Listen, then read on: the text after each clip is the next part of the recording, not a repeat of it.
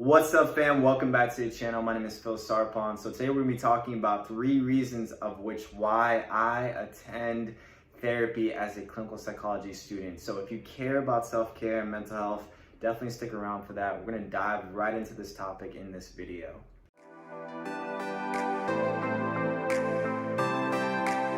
So if you're new here, welcome to the channel. My name is Phil Sarpon. This is Phil's Guide to PsyD. This channel is dedicated to all things clinical psychology. If you care about self-care and mental health, or if you want a little bit of a sneak preview into what grad school might look like for you, then this is the channel for you. So as I mentioned before, today we're going to be talking about therapy. And as a clinical psychology doctoral student, why I attend therapy as a student.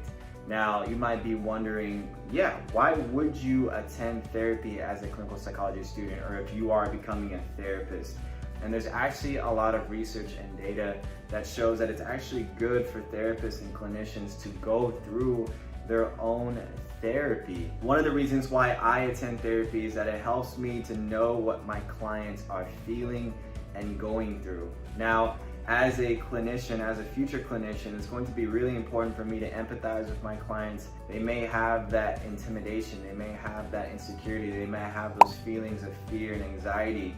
And so for me as a future clinician, I really want to do my best job in terms of empathizing with them and understanding them and helping them to make sure that they feel safe and comforted and that they are in a secure environment where they can be themselves and talk about what they're going through. And the next thing is that therapists that go through their own therapy actually helps them with transference and countertransference. Now, you may have heard these terms in the realm of psychology, and if you don't know what they are, I will explain them briefly. Transference is basically what the client is feeling and projecting upon you into the therapy room.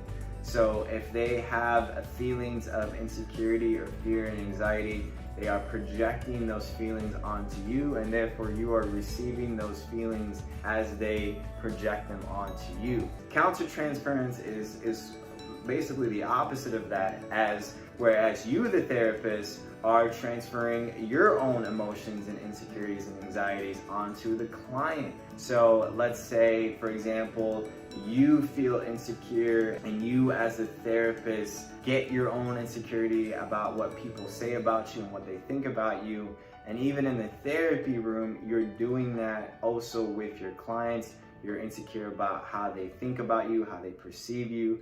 And so there's all of these sort of unsaid emotional behaviors that are going on in the therapy room where the therapist is counter-transferring to the client and the client is transferring back to the therapist.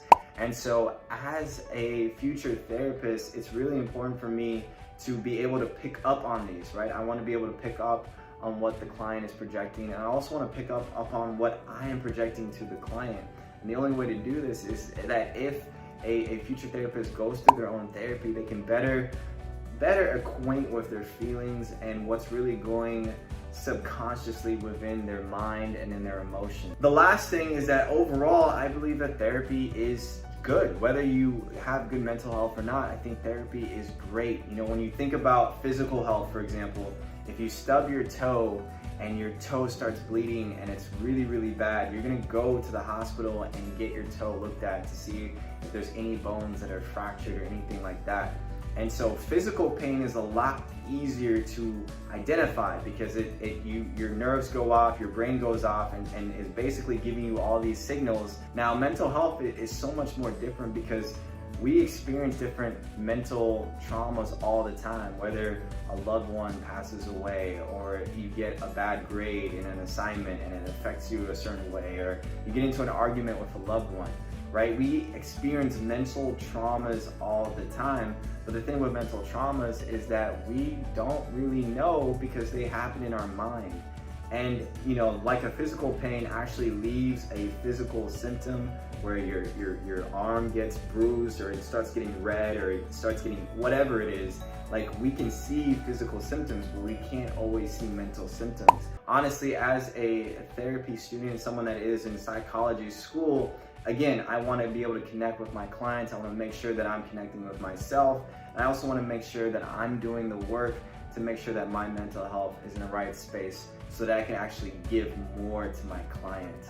So these are the top 3 reasons of why I go to therapy. If you guys like this video, give it a thumbs up, and I will see you guys in the next video.